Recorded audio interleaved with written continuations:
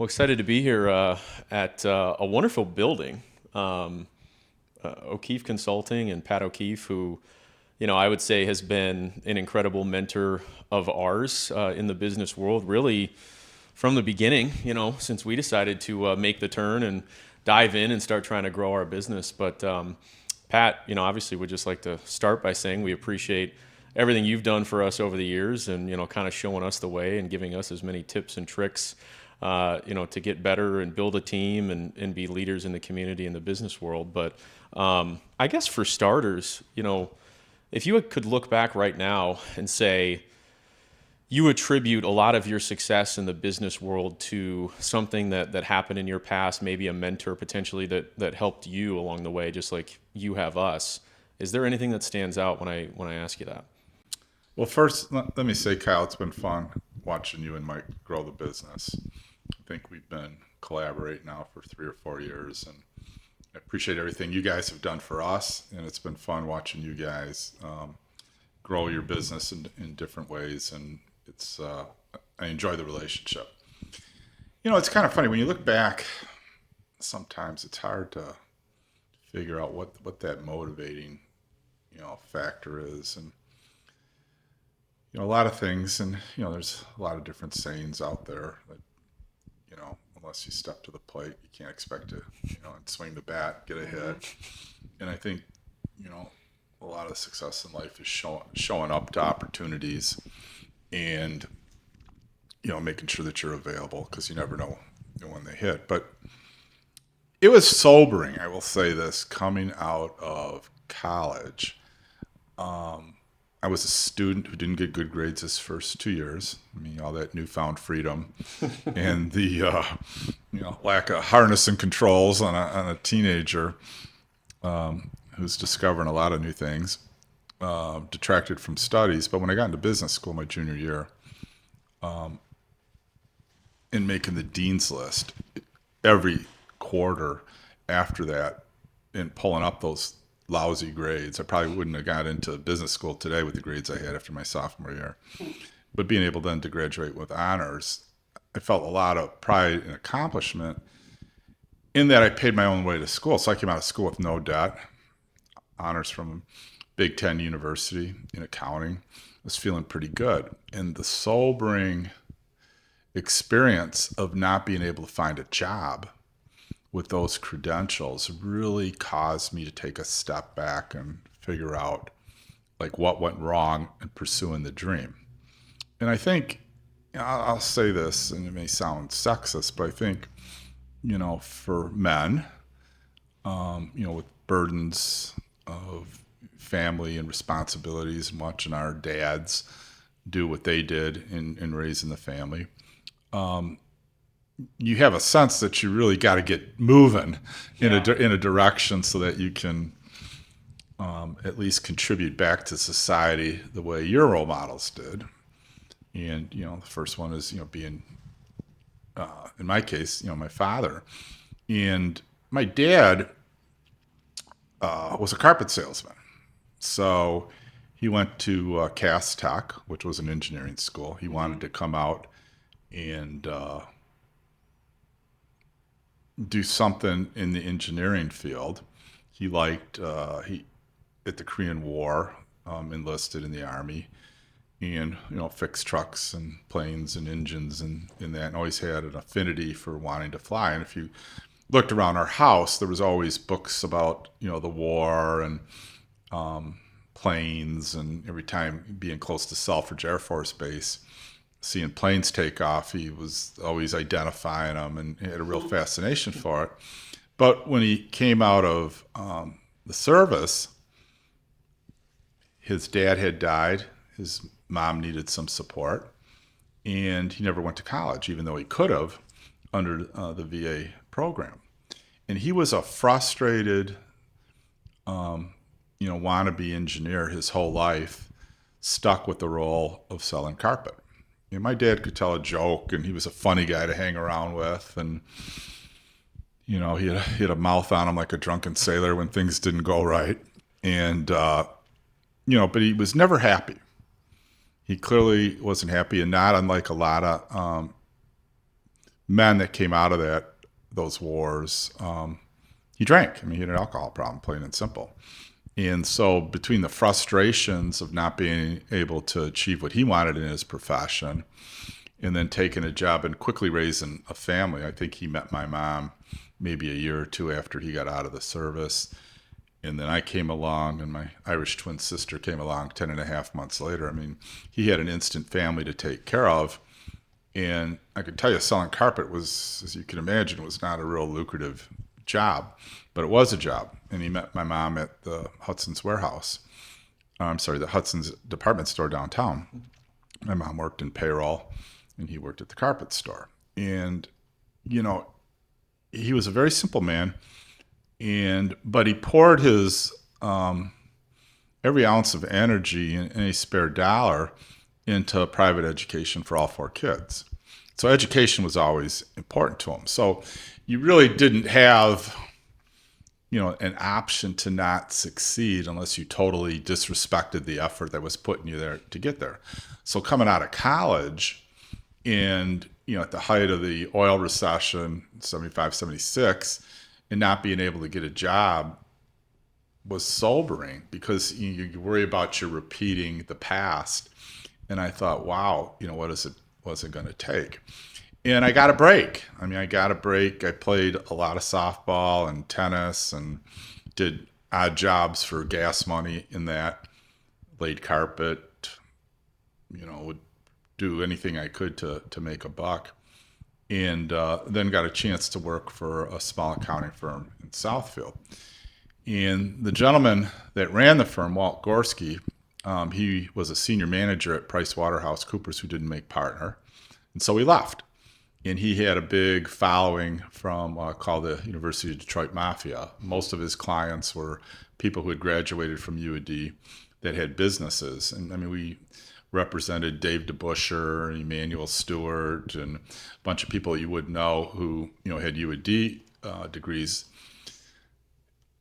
And they were very, very close knit. And my qualifications had nothing to do with my academic prowess or graduating from a Big Ten university. I was a white Catholic male with a Polish background.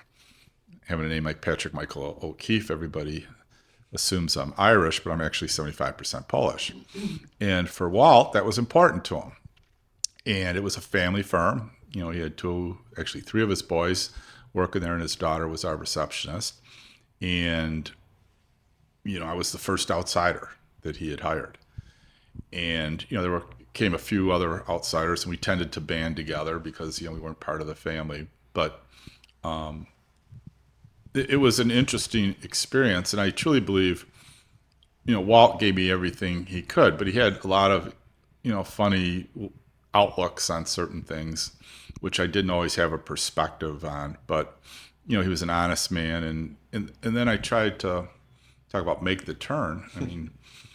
I was trying to figure out how to get out of public accounting because I really didn't like it. But I knew being a certified public accountant was a credential I would have for the rest of my life, and it had a lot of bearing in accounting and finances. And so I learned very quickly that I couldn't get a job in the corporate world as a controller or a CFO because nobody really understood the experience I had. And again, I got a break. You talk about make the turn. I played in a golf league, and one of the guys in the golf league was a manager at Deloitte, and said he could, get me an interview or try to get me an interview somewhere. And it turned out at the time, Deloitte's head of HR just went to Coopers and Lybrand, and Coopers was looking for people at my level. So he got me an interview there. And, very quickly, I got the job offer by the time I drove home, and I called him. It was like a Tuesday or Wednesday, and said I had to get back to him by Friday, and I thanked him and said this is, definitely the way I wanted to go. He said, don't take the job. And I said, really? And he says, yeah, we've decided we also have a need too. We want you to come in and interview. And, life is a series of happenstances that are out of your control. I think, especially kids today, they always want to be in control of everything, and they don't really know where to where to turn to get the experience and create a wide enough lens that gives them the biggest mobility in their career paths. And the first interview I had at Deloitte was somebody I had met 5 years prior at the wedding of my best friend. His parents, Never know. no, you don't. I mean, Full circle. it did. And, we hit it off. I only met him really the night of the wedding.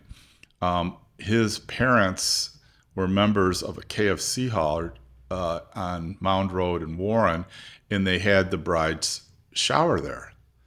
And so Rob, my buddy, and I, we bartended and, hustled drinks for the ladies there. And all this guy kept talking about was, how his son-in-law was working at Deloitte doing the tax returns of all the big executives, and he was very proud of them. And so it just so happened that we met each other, getting a drink at the wedding, and we talked, pretty much all night. Didn't see him a lick after that. 5 years later, he's my first interview, at Deloitte, and it was like we never missed a beat. And John and I became very good friends. He ended up joining the golf league that I was in, where I got a chance to meet him. And we were fast buddies, and we worked on a lot of things together. And we both were moving through the firm pretty quick, but John had a head start. He was there for 5 years before I got there. And he was well regarded in that. And so there was a time where we decided we would just go off on our own, another make the turn. Right. And so we're going to leave the accounting firm, which was a safe, good place to work, and be entrepreneurs and start out on our own. So we started hustling clients and figured out, who might give us work if we left.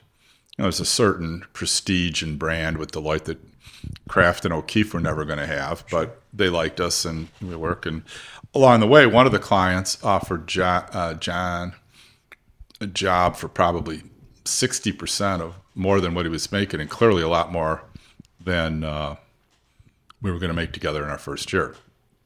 And he came back to me and he said, I got this offer. I talked to so-and-so, and, he was trying to talk to me out of, being our first client and having me just come and work for him. And he says he's offered me a lot of money, and I'm thinking about it. I told him, I said, go for it. I says, my wife at the time is working. Yours isn't. You're raising 2 kids. I said, I don't see how you can turn it down. And, so he did. He took it, and he became my client wherever he went. And John was, a very entrepreneurial, smart guy, and a lot of people liked having him, in the finances. But, he got into, real estate and cable TV, and then they did a monster roll-up of a tier 1 auto supplier, which started out as just a $40 million company, and they rolled it up to over $1 billion, which, in the early 90s was like real money. And then he retired. And, he retired at, I think, 42.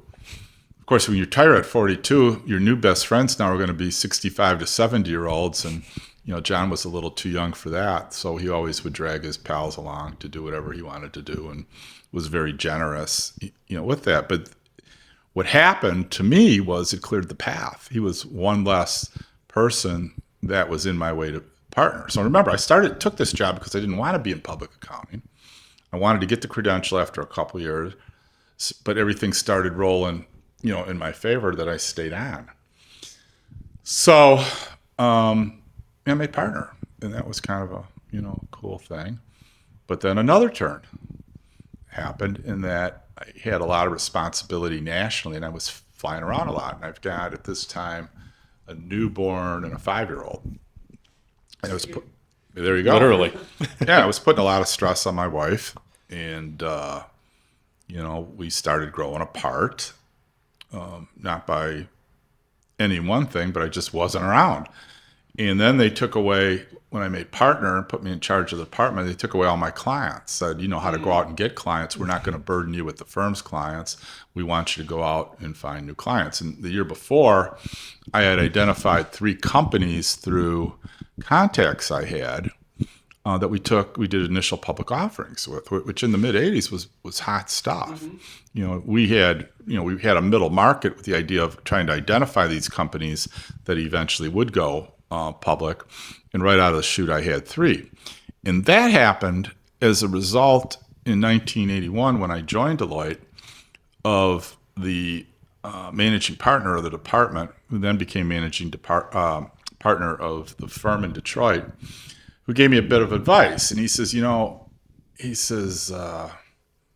we don't expect you to bring in work, but we do expect you to cultivate your contacts. And as you grow in positions of authority here within the firm, so will your contacts be in positions of authority to make the buy decision on our services. And so they gave me great freedom to go out and market. And the crazy part of it is you guys are too young maybe to even remember this, but the Lions moved to the Silver Dome. They were playing at the Silver Dome. Well, then the Pistons left Coble Hall, and they set up the court right in the corner of the end zone where Deloitte had their suite. And so you could watch the Pistons for $3 a game. Wow. And, as a young kid, I'm probably in my late 20s, I could entertain up there and drink all the beer that was left over from the football, party that weekend. And I was using it so much, I literally had my own key. There wasn't a partner that had a key to that suite, and I had my own because the head of the firm didn't want to see me anymore, continue to ask us just keep the key and let us know when you're using it. So when I make partner, and I've only been at Deloitte now, I don't know, 3 years, maybe 4 years when I get put up for partner, which is like unheard of. And we go to the first partner meeting, and for whatever reason, they post the travel and entertainment expenses on the board of the managers. Now, the managers is just the rung below, the partners. And I'm at the top. And my spend for the whole year is $10,000. And to put it in perspective, the next highest spending manager was $1,500. And then it dropped to $600. And you got to keep in mind, there's probably 30 managers. So it's just not a handful of people. And there was almost nobody other than, the top 5 that were over $500. Most of them spent $100, $200 a whole year. And so one of the partners made the comment that they said, Keith, you used our money to buy your way into this, partnership because I had great success. And I says, that may be true. But I says, how many of you guys took 3 companies public last year? And they started laughing because nobody did. And so I had a good mentor at the front end tell me how to build my foundation of business contacts and the importance of it. Yeah. And the other important part of it was, which is another piece of good advice, was these accounting firms, so they hired the top 10%, Notre Dame, Michigan State. And so everybody there's smart. So being smart was not a differentiating factor. And the partner in charge basically told me that. He said, you got to figure out something else because if you just plan on being smart here, you ain't going to stick out. And he gave me the analogy of the drill sergeant of, the drill sergeant knows the guy who stepped out of line just by 2 inches. And that's the guy he's focusing all his attention on. Now, it's not good attention, for the drill sergeant, but the idea is that's where he's focusing his attention, and you want to be that guy among the partner selection committee that sticks out 2 inches from a sea of, several hundred candidates. And so we developed a plan as to how that was going to happen. Because remember, I'm still new to the firm. I'm still, reading the policy manuals and trying to figure out, how to do things. And he got me involved on a national basis to give talks at some of the conferences of partners and managers. And I had a certain expertise in tax structuring and financial forecasting for investments for individuals. And we had a lot of General Motors and Michigan National and Cross and Trucker and Federal Mogul executives that were all looking for ways to shelter their income. And so I had an in with the top partners in the firm who handled these big relationships because I had product to, help them maintain the relationship with the executives. And so people were trying to figure out how, he did that. And he was a lowly manager. Now we got to figure out how to get our partners and managers doing this. So I got a chance to speak at a lot of national conventions, and people, started coming to me and asking questions and trying to figure things out. So it gave me a visibility. But the one thing, I think it's true Mike and Kyle, and even when you sell your services, is the why. And there's a great TED talk on the why. And you got to be able to answer, why somebody should buy your service and why they should pick you. And if you can't do that, then you're a commodity. Sure. And then you're competing against price and everything else. And so when I was very excited, but also very surprised because I thought I was at least 2 or 3 more years away from even being considered. I just made manager for maybe a year and a half, and now I'm up for partner. What was my why? What was going to be my why? And I thought about it, and I'm competing in the marketplace against Mike and Fred Brenner. Fred was a great tax partner. Mike was the managing partner at Cooper's. They dominated the real estate market in Detroit. And we were pecking at their heels, like a little pit bull on a pant leg. We kept nipping and getting client relationships that they had had for a whole time. And so the pitch I made to the partner selection committee is, here I am, a lowly manager in this market of icons, and I'm eating their lunch, not every day, but maybe once or twice a week, and think what I could do if I was a partner, where I could stand on equal ground, in terms of stature in front of my prospective clients' eyes on this. And that resonated because they knew I was having success in Detroit, and they could see, that I had some presence by leading all these seminars nationally. And the argument made some sense to them.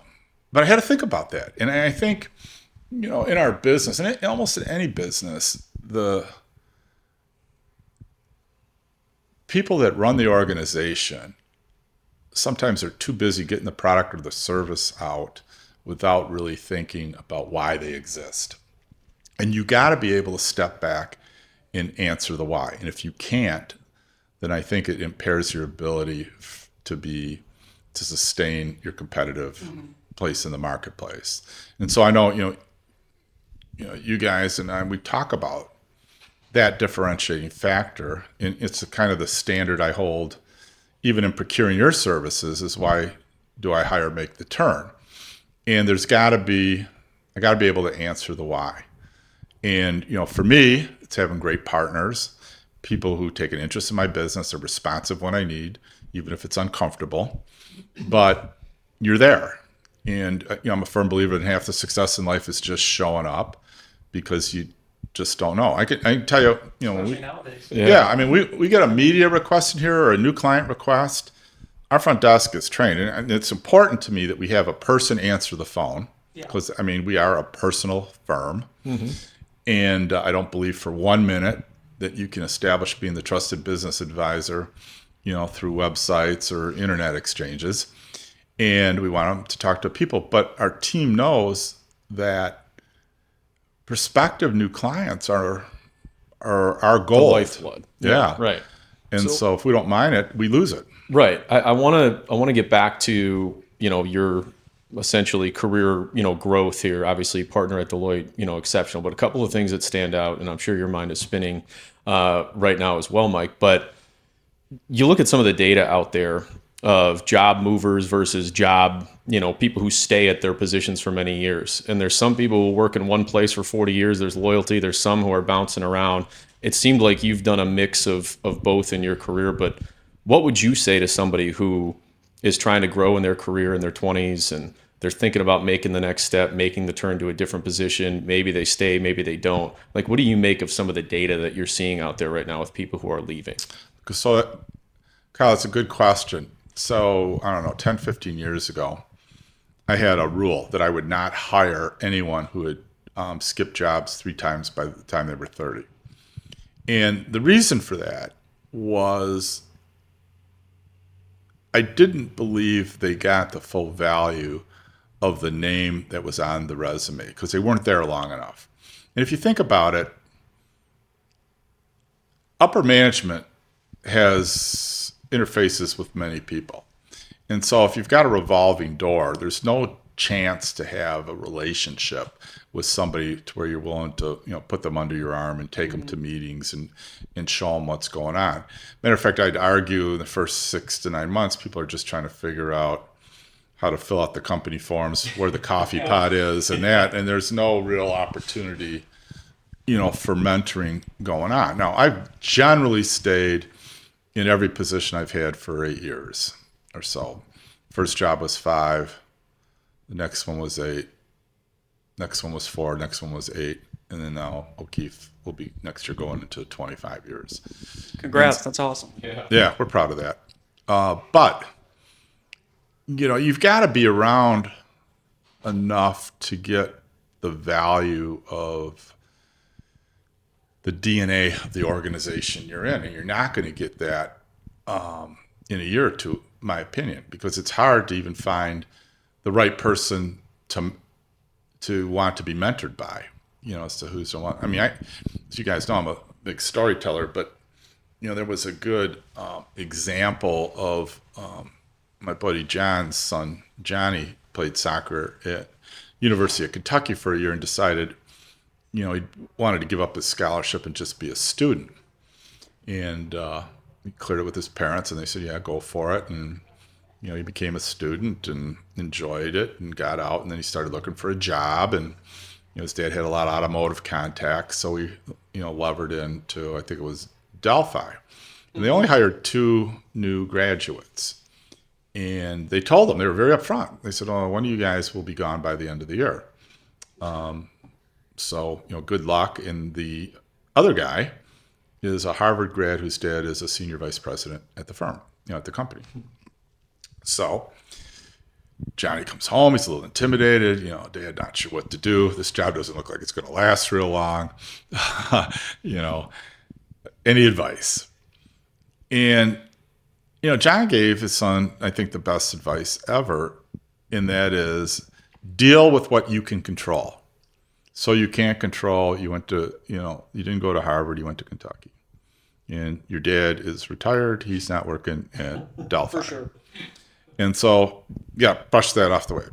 So Control the controllables. I mean, no, that 100%, Mike, 100%. So he said, you get in the office before 7 o'clock every day, you make the first pot of coffee, take the Wall Street Journal with you, you sit at your desk, drink coffee, read the Wall Street, learn as much about business as you can.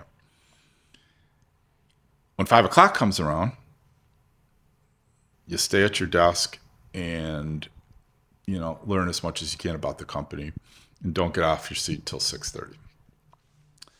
And he says, what that does is it puts you in play, because the people who are getting ahead in these organizations who will be interested in mentoring somebody are the hard chargers. They're the guys who come in early and work late. Right. You're going to catch them at the, either the front end or the back end, or maybe at both ends, and you'll get some additional experience you wouldn't normally get. So he does that. And next thing you know, he's got a lot of projects he's working on, and he's working for different people, and things are bumping along. The year comes. He still has no great hope that he's keeping his job. Comes out to do his annual review that he's keeping his job. And he's like stunned by this. It's like, how could this happen? And the guy who shared with him the news, he says, when we were in the room talking about, our head count and who we're going to keep in that, everybody had something to say about you. You had worked for everybody in the organization that was making this decision, and they had a lot of nice things to say, and you were a known commodity, within the organization. And so we kept you. Best advice. He dealt with the things that he could control, which was his effort and his time there, and got to meet a lot more people as a result, which influenced his career. And I think today, most of the kids coming out of school don't have the social skills. They're too busy hiding in their parents' basement, playing video games, and don't really know where to network and build your foundation of that, which ultimately allows you to control your destiny. I mean, you guys know today, there's almost nobody that I can't pick up the phone and call that can't solve a problem of whatever kind it is. And that topic of networking, though, Pat, too, we talk about this all the time. You said something the first, I still remember, we were sitting in this room. The first day that we met, you made the comment that still resonates of, I'll spend 30 minutes with anybody. And that's become, if anything, kind of a core of our business too, of networking, getting to know people. You never know where it might lead. Talk about that for a second, the I'll spend 30 minutes with anybody philosophy.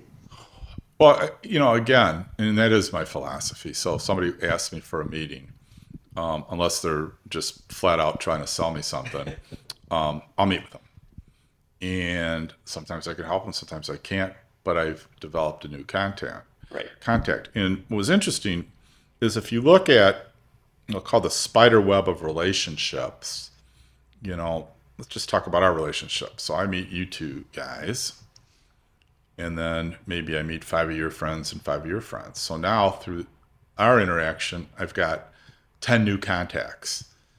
And if I get a chance to interface a second time with the 5 new contacts, maybe I get now 25, from each one. And all of a sudden, over a period of time, your base builds. Now I can tell you as I get older, I don't remember everybody that knows me, but You know everybody. We walk into DAC with you, and there's 10 handshakes before you even sit down.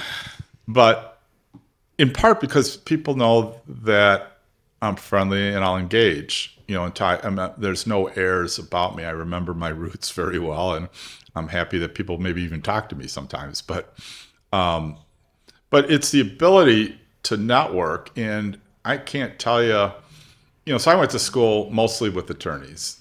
People who became attorneys. They were pre-law, social science, James Madison, grads at Michigan State. And, a lot of them came down and went to law school at Wayne State or Cooley or UAD.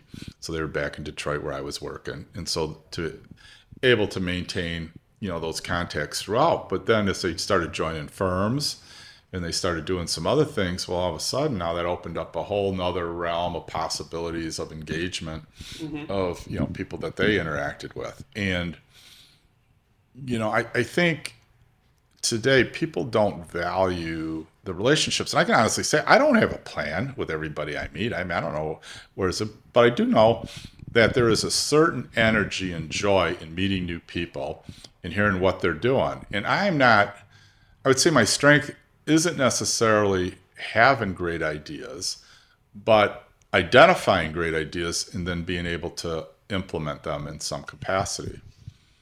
And so, and maybe it's because of the accounting background where maybe I'm not the most creative person, but most people in my field think I am very creative, but it's because I know what to do with what I'm hearing. And the reason for that is my lens is wide.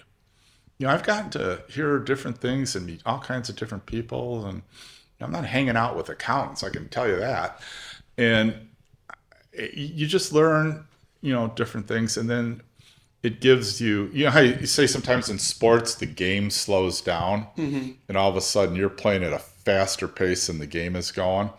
That's how it kind of gets after a while in business, in that you start to see things way before everybody else does because of the numerous experiences and conversations and things that you've been involved with. And I think you do a great job of, you genuinely take an interest in getting to know people and the relationships.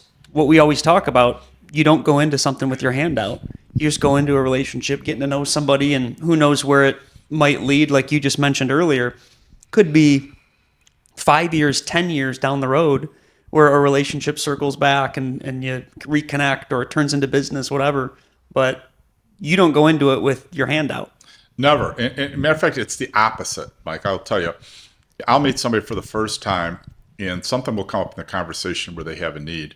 And I will have maybe an ability to fill it or put them in contact with somebody. Yeah. So it's the opposite of that. Yeah. I don't look for anything. And the problem, or I guess the opportunity, it's not the problem, is that, the old adage that people don't remember what you say or what you did, but they know how you made them feel.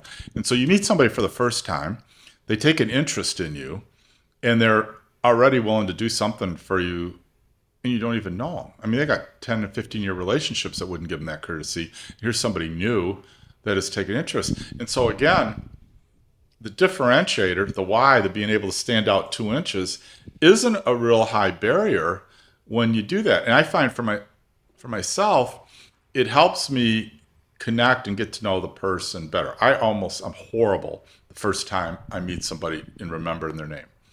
It takes me 2 or 3 times. I actually am too. It's amazing. You shake somebody's hand, and that they'll say their name, you'll say your name, and 5 seconds later, it's gone. And I gotta like somehow remind myself to say it again and rethink it. I know. Even just for yourself to make sure you got it. I was with Cameron Mitchell last night, very successful restaurateur, and met him for the first time. And the beauty of Cameron, because he is a people person, he must have used my name 10 times in our conversation. Yeah. And one, for him, I'm sure that helps solidify, the memory, because he's going to see you again tonight. And, it's a tool that allows you to start planting, that in your head. And I think I try to do that. I'm not sure it helps me remember their name, but I think people like to hear their name because it personalizes the conversation. It's their name. It's the word they've heard most their entire life. Right. And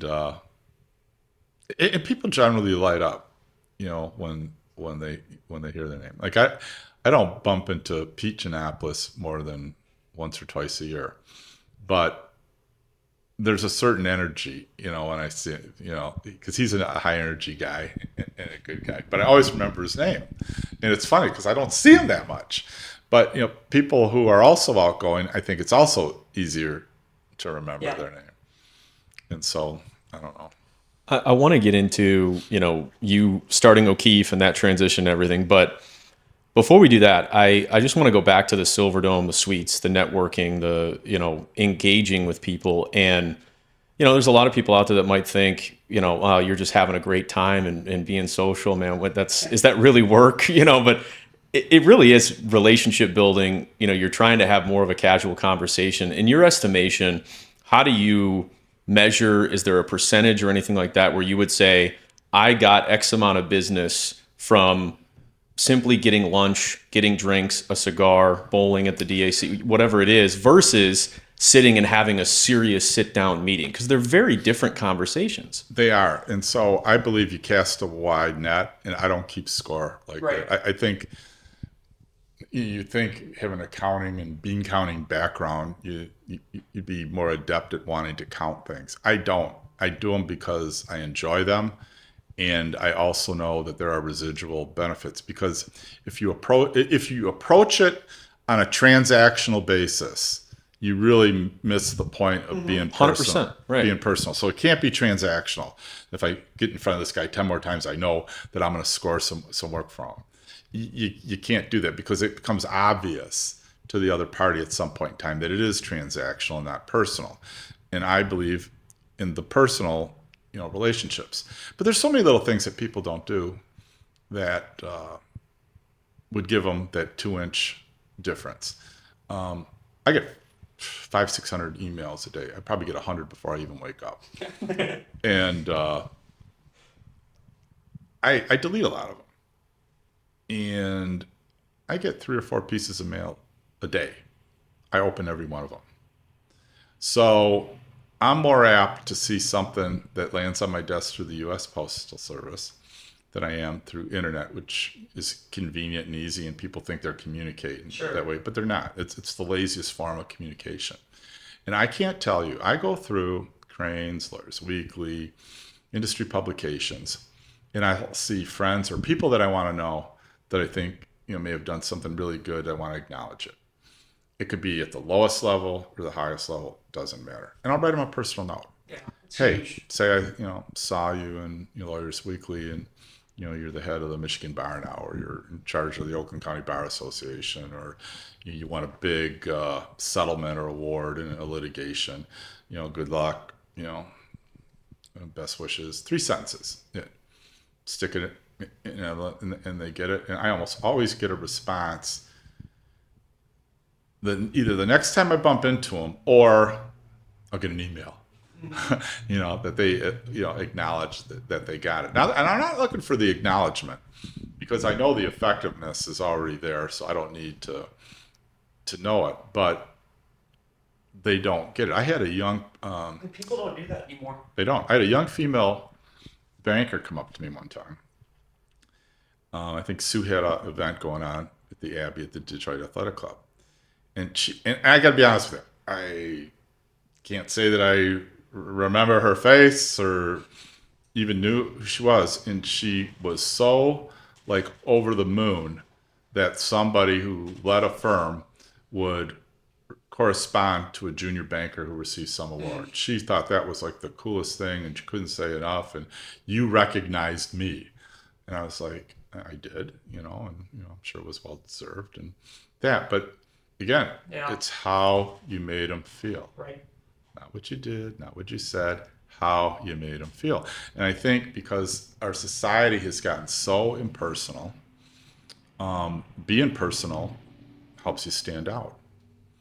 No, that's fantastic. I want to get back to partner at Deloitte, very successful career. You've stayed in a lot of places to get, like you talked about, really understand the business that you're in, the position you're in, and where you want to go. But I guess ultimately, when did the conversation start for you to start thinking about making the turn and actually building something on your own versus continuing on the path that you were, which was already successful? Like, I guess, when did that quote unquote make the turn moment begin for you with O'Keefe? So, Kyle, these paths are not premeditated. I mean, life is an adventure. And once you figure out that you don't want to spend a lot of time just being a survivor and you start trying different things and doing it, then it opens up a lot of different paths. I mean, I left Deloitte, which I loved being there, but it was stressful. At the time that I left, I had custody of my kids. I was in the middle of a separation. We were going through a merger, so that creates a little uncertainty. I've got no clients, right? Because they took them all away, wanted me to go find my own. And so I got to work harder at that while trying to, take care of two kids at home. And I got shingles, from the stress of that. And so something had to change. So I got an opportunity to go work with one of my clients, who was one of our bigger clients. I thought, this is going to be fun. I'm going to learn business, and I'm going to get to interact with their partners, and it's going to be a change. And they don't work as hard. It's going to be more Monday through Friday, and I'm going to stay local in town, and saw a lot of advantages to it. And it was anything but that. I mean, it was baptism by fire, a lot of financial distress. I was contingently obligated from personal guarantees on $20 million worth of defaulted loans.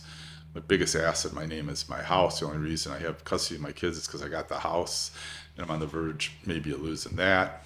And it was stressful again. So I went, right out of the frying pan into the fire, and but got a real education in 4 years about a lot of things in terms of business and negotiating and how decisions get made, and how to work with partners and deal with a whole host of problems, which gave me some problem solving skills that I hadn't really thought about. It was a baptism by fire. I mean, literally every day, every waking minute was trying to figure out some catastrophe that we had going on. And so, when our senior partner got bladder cancer, which was terminal, the reason for me to be there was lost. They weren't going to be building anything new. There was no chance to really build equities. And so I had to move on. Again, not really looking for a job, but one of my former partners said, everything you're doing for the real estate firm is what our consulting business is. So I tried. I was at a 90-day severance and thought, for 90 days, I'd try it. Well, I went back. I mean, I knew how to get clients, and pulled up, the old Rolodex and started calling all my old Deloitte clients to let them know that I had changed jobs and, what I was doing. And after 90 days, I had to eat what I killed. So think about that. I got two kids at home. This was in 1993. So Brian would have been about 11 years old. Kate was 6.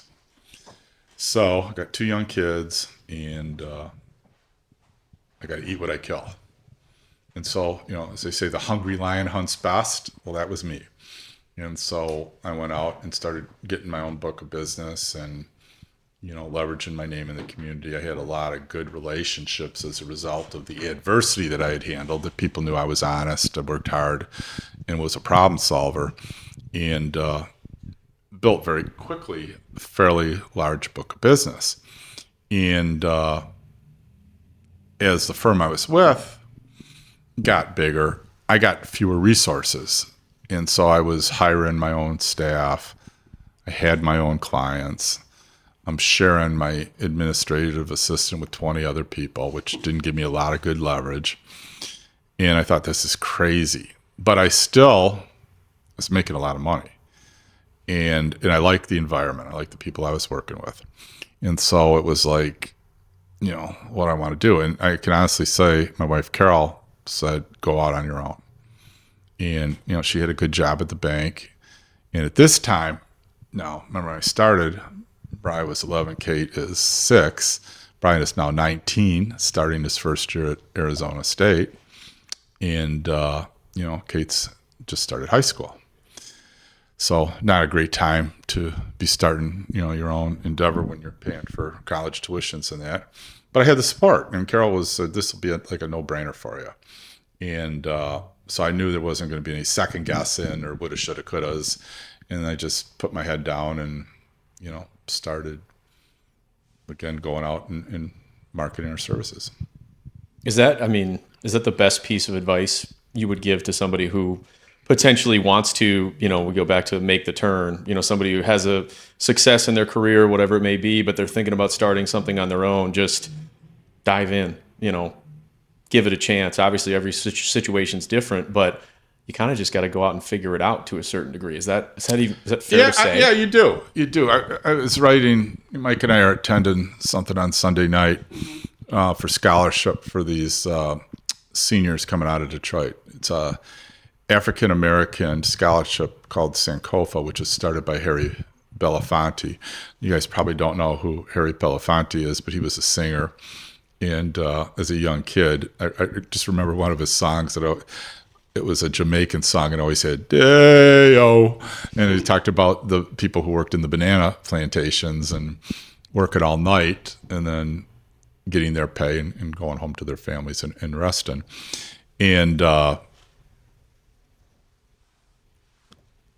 I've been writing, there was a book that I heard on Squawk Box about the 15 things they lie to women in the workplace. And so I'm writing, little personal notes to all these high school seniors who are going to be getting scholarships that night. That'll be sitting, I don't know if they'll be sitting at our table or next to our table.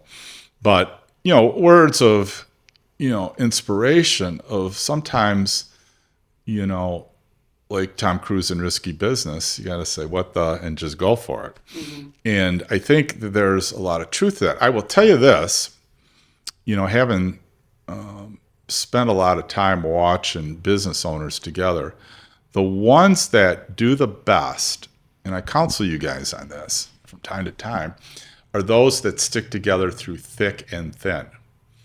You can have disagreements, but you can't let them pull you apart. You've got to find common ground and support each other in the endeavors and make good decisions. And I've watched people in the face of adversity, which would normally pull apart 30, 40, 50-year relationships or, generational businesses, stick together through tough times and get through it, versus those that create another level of drama in addition to the uncertainty in the business that's causing the friction, but then their own personal friction. It's too much to overcome, and they never get a good result.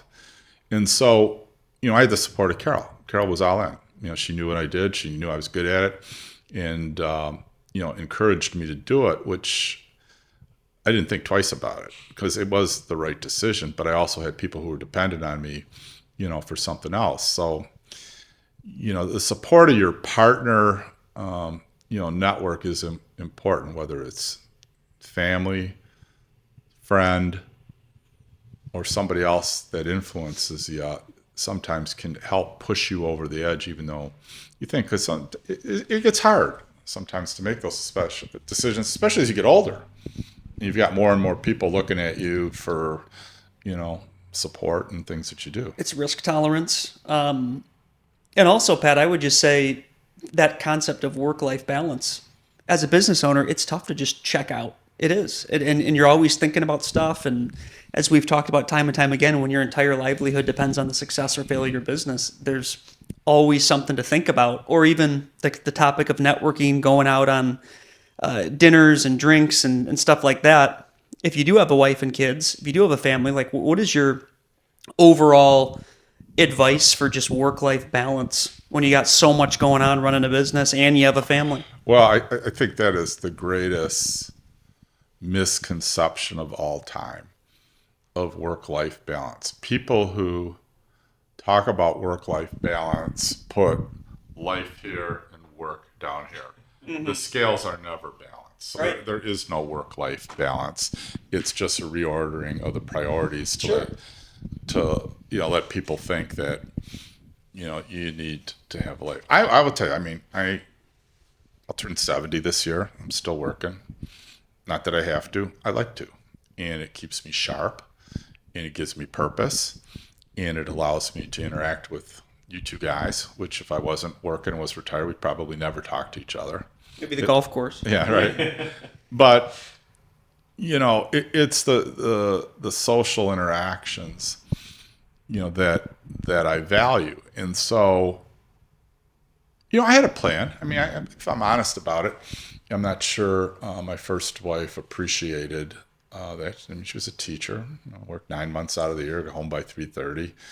A lot different schedule than I was on. Mm-hmm. Then you start having kids, that puts pressure. My first wife was a lot smarter than I was, in college. So I'm sure that kind of drove her crazy a little bit too, because I had a lot more opportunity in the business world than she had in education. But my thought process was, when I was young and didn't have the burdens of a family, was the time to keep my head down and work as hard as I needed to get ahead, to get as much knowledge as I could, as fast as I could. And, I remember after I passed the CPA exam, I went back to school and got my MBA at night school at Wayne State. And the last year I was at Wayne State was the first year Brian was born, and that was tough. Going to school 2-3 nights a week. Wayne had switched from quarters to semesters, so if you get far enough into the program, they would drop a class off, which meant, more time and money in my side of the ledger if I could make that happen. And so, it was a additional stress throughout. But my goal was to be in a position when I was 30 to be able to control my ball a little bit more, dictate my work schedule, dictate, right. What I was doing when I was doing it. And I couldn't do that as a 21-year-old. But hopefully by the time I was 31, I'd be in a position where I had some say over that. And, Carol, my second wife, understood that concept, real good, because she had been a single mom raising a child for a period of time, and she understood, how tough it is, and two, what you got to do to keep your head above water. And so, my goal was that the work-life scale would be a little more work, a little less life, although I liked what I was doing with the people I was doing it, so I don't want anybody to think that I wasn't having any fun doing it. And that maybe over time it would adjust to where, I was having more fun, which again, not sure what that means, and maybe a little less work, because I have fun at work. Right, same. I mean, here we are, it's Thursday afternoon. We're sitting here chewing the fat, doing what we want to do, talking about life and things that are going on. We're not billing any clients at this minute. We're not, really doing anything other than talking, collaborating, and learning more about our respective opportunities. What a great position to be in, relative to that. And so, I think people have a misconception that fun or life is not working. And for me, it's a part for sure of life. And so I'm still having a lot of fun, doing what I'm doing with people that I enjoy doing it with, for clients that are fun to be around. And so I think that is really the balance. It's not one or the other. It's mixing the pot. Yeah. The work-life balance is a smorgasbord of ingredients, that taste real good versus just a meat and a potatoes kind of thing. Yeah. Everything's separate on the plate. Yeah. And I think the more you spend time thinking about how important that is to you, you miss one or the other. And so the extent that you can mix them up and do it together. I can tell you, Carol enjoys going out with my clients, especially if they got cool wives. I mean, we hang out with all kinds of crazy people that she had no idea who they were, but for the fact that, they know me and, we're engaged in some capacity, in the business world. And when she was at the bank, that was the same way. I mean, there were people we'd love to get together with that. So, that's part of the social aspects of work. So it's not one or the other. And I think the work-life balance is promoted by people who don't do either one very well. Sure. Yeah. That's my opinion. No, I love it. And I think, Pat, just that concept, though, of dinners, drinks, golf course, a lot of stuff gets done. Not necessarily your hard selling or closing deals on the golf course type thing, but that level of relationship building and camaraderie and getting to know people. There's so much that happens over dinners, drinks, golf course. Well, it's I appreciate the fact that you guys make time to go out to the Vegas trips. Yeah. Because that's, 4 days of just goofing off and having fun and getting to know each other and talking about whatever we want. I think the worst thing, for corporations, and you'll hear it from a lot of senior leadership, it is so hard to build corporate identity, collaboration, cooperation, mentorship, if you got to schedule a Zoom call every time you want to talk to somebody because they're out of the office. I mean, it just doesn't work. And so the spontaneity of being in social intercourse has such great value versus the planned, stilted, we got to have a meeting kind of thing. Yeah. The conversation just isn't the same. It's not as free flowing. I think even just golf is a huge business sport where there's plenty of people I know super successful, super busy, and it's tough to even get a 30-minute or a 60-minute meeting with them. But all of a sudden you ask them to play golf, and now it's 5 hours, you include the 19th hole, Right. of undivided attention, Right. and you get to know them. Right. Yeah, because people do crave, to the extent they can, to be out of the office. I know I do. I'm not always good at it, but I don't feel like I'm missing anything because I'm doing something else that. One of my friends told me last night, because I was really crabbing about missing this opportunity to play golf yesterday morning. And he says, your time's running out. And I'm like, I don't look at it that way. I did something different that day. I mean, I'm the kind of person that has fun doing what he's doing when he's doing it. Mm-hmm. I'm not a woulda, shoulda, coulda. I'm going to tie up my whole day and say, I wish I was on the golf course today. It's not me. I'll have fun in me, enjoying whatever it is I'm doing when I'm doing it. And you encourage your team to do that too, your staff. You encourage them to go out and network. And I think you said it before, you've never really turned down an expense report. I have not. I want people to do it and take the effort to do it. And, it's done with some recognition too that there's cost on the other side. It takes time away from their families. I mean, I'll give you a good example. I didn't ask Kyle to go with me on Sunday night. I do not want to do that to him and Audrey and two kids. Just it wouldn't even enter the thought because I knew it would be a sacrifice and maybe you'd be a little easier to grab to go and we could get to the same spot. So I think you got to be. Thanks. I guess it was your second choice, Pat. Thank you. No, I would have preferred both you guys to be there. Actually, I wanted both you guys to be there, but I didn't even ask Kyle. Kyle's always the first choice, and always the first pick. I'm just Right. I would say that's almost never true. But it's if people are willing to take the time away from Carol and I had a deal when we first got married because she was entertaining clients and had client, ribbon cuttings and things for real estate deals that she was funding and that Monday through Thursday at night, we could be wherever we needed to be and we would work out our respective schedules, in dealing with the kids. And we never had any conflict on that, and as the kids all left, Monday through Thursday. But our rule was Friday and Saturday, we are together. So whatever it is we're doing together.